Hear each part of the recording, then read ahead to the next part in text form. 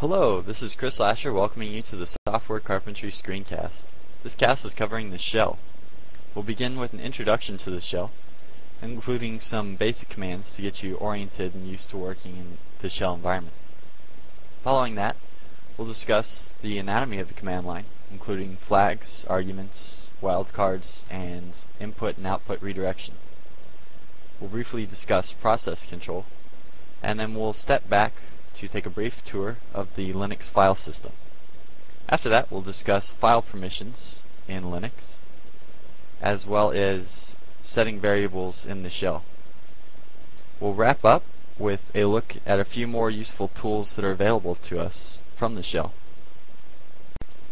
Most of us are very much used to interacting with our computers through a graphical interface, moving the mouse around, pointing and clicking to get to a new web page, or viewing our files in a graphical file browser. It's all very intuitive, but it's not always the most efficient way to interact with our computers. And this is the reason why the shell and command line tools are still around and very much in use today. So let's go ahead and get started using the shell. I'm using Ubuntu GNU Linux, and for Linux there's a wide variety of terminals available. The one I'll be using here is the GNOME terminal.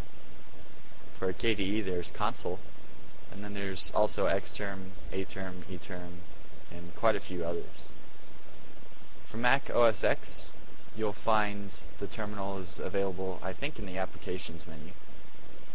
And for Windows users, the tools that we'll be using here aren't available by default, but you can download them from Cygwin.com. Cygwin is essentially it's a Linux distribution that runs on Windows. So you can download and install this for free, and I highly recommend it. I've used it before, and it's a wonderful tool. So our Windows users are going to need to get this to follow